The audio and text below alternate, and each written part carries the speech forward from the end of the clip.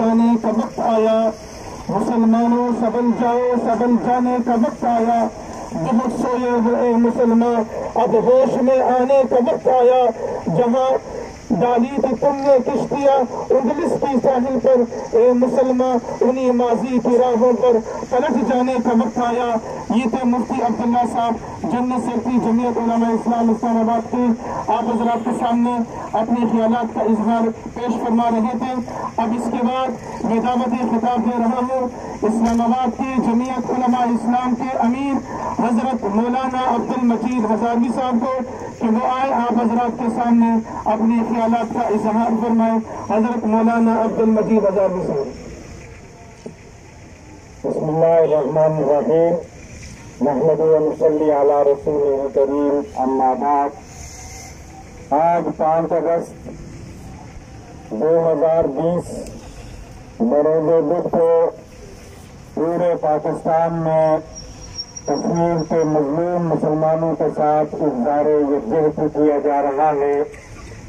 जमीयत उलमा इस्लाम के कायद इनक़िलाब इस्लामी हज़रत मौलाना फजलुर रहमान साहब की हिदायत पर भी जमीयत उलमा इस्लाम पूरे पाकिस्तान में तमाम अजला में आज यौम सियाह मना रही है और मजलूम कश्मीरियों के साथ इज़हार यकजहती कर रही है। अभी यहाँ हमारे मुजाहरे से कबल आपने देखा कि पीटीआई के एक एमएनए और उनके कारकुनों ने भी यहाँ एहतजाजी मुजाहरा किया और जिसमें उन्होंने तकरीर करते हुए एमएनए साहब ने कहा कि 70 साल में वो नहीं हुआ जो इमरान खान की क़यादत में हुआ है।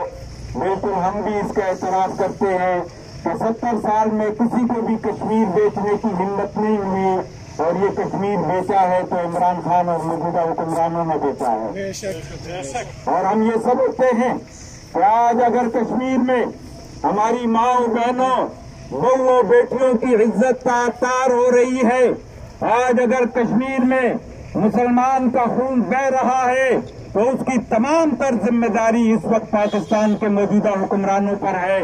मैं आज सवाल करता हूं कि पहले तो बड़ा शोर होता था कि कश्मीर कमेटी और इसी तरह कश्मीर वजारत, लेकिन आज न कश्मीर कमेटी का किसी को पता है न कश्मीर की वजारत का किसी को पता है।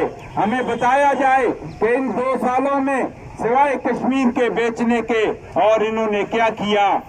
5 अगस्त को जब मोदी ने 370A को खत्म किया तो इन्होंने कहा हम एहतजाज करेंगे, हम कश्मीर के तर्जुमान बनेंगे और फिर इन्होंने कहा कौम आधा घंटा खड़ी हो और फिर बैठ जाए, हमेशा के लिए बैठ जाए। कौम आधा घंटा जुम्मे के दिन खड़ी हुई और मुड़ के आज तक खड़ी नहीं हो सकी।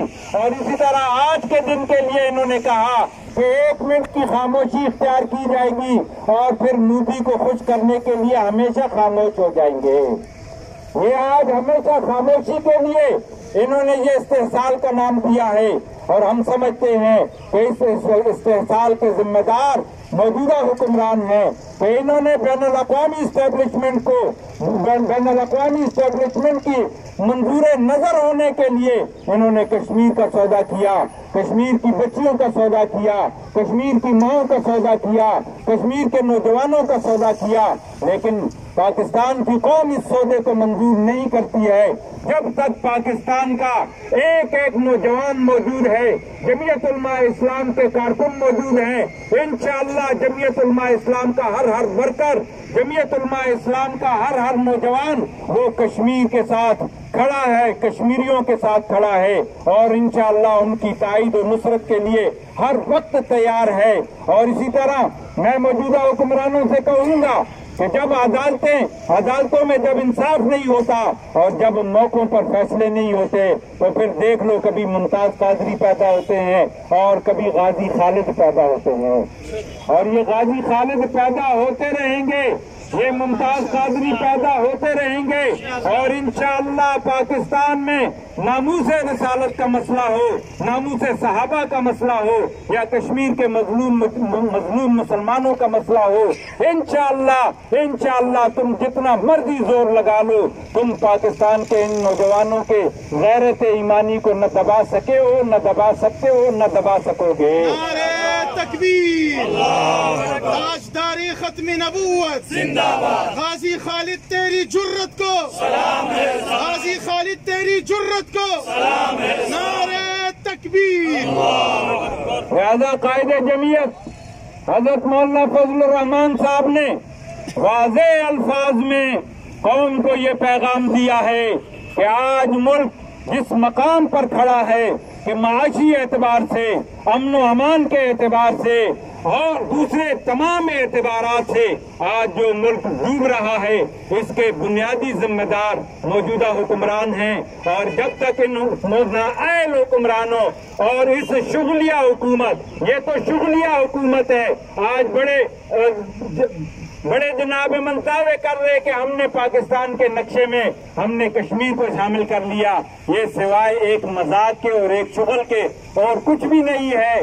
وہ ایک کلپ میں دیکھ رہا تھا کہ اس میں بھی اسی طرح وہ کہتے ہیں جی کشمیر شامل ہو گیا اور کیوں نہ جرمنی کو ہم جاپان کے ساتھ ملا دیں، تو دوسرا سوال کرتا ہے کہ اگر جرمنی کو جاپان کے ساتھ ملا دیا تو پھر جرمنی کی جگہ کس کو رکھیں گے؟ تو وہ کہتا ہے کہ یہاں سے اٹھا کے انڈیا کو رکھ لیتے ہیں۔